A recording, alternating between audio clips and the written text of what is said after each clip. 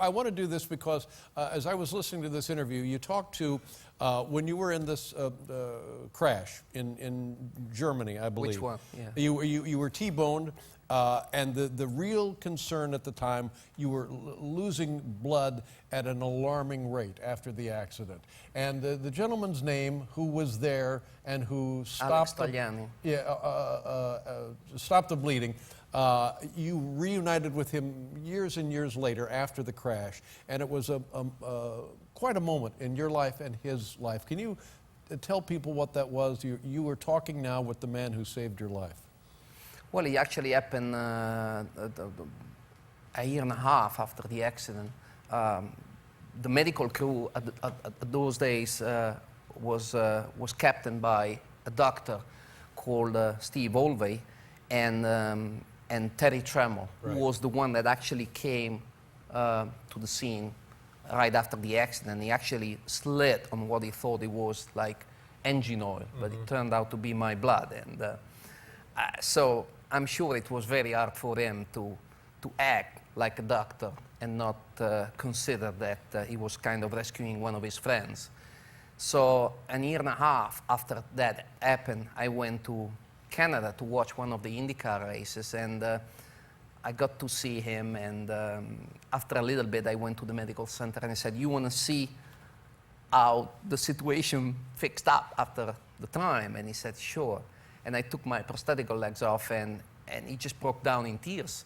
And he said, "Alex, you don't understand this, but I mean, to see you laughing, cheering people, and be the same guy you were for me, I mean, it's just going to make me sleep tonight, because I haven't slept much in the past year and a half. It wasn't easy for me to overcome what had happened.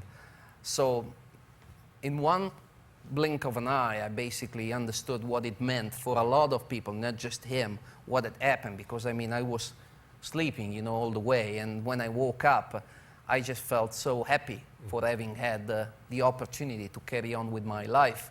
But that's the way I am, you know, and I'm no good, no bad for that. That's the way I am, and luckily, it is the way I am. It's remarkable, because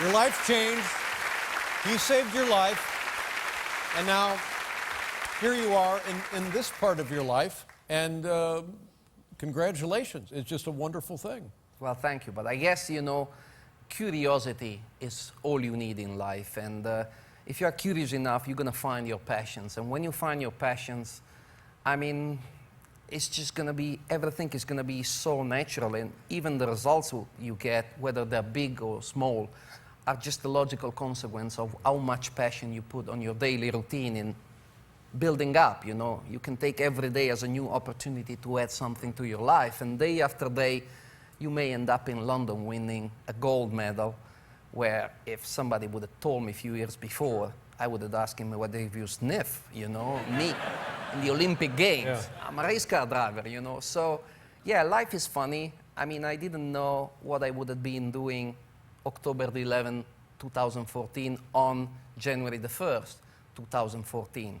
So you just have to go for it whenever it's possible, without, you know, letting this dominate you. But if the opportunity is available, why shouldn't you try?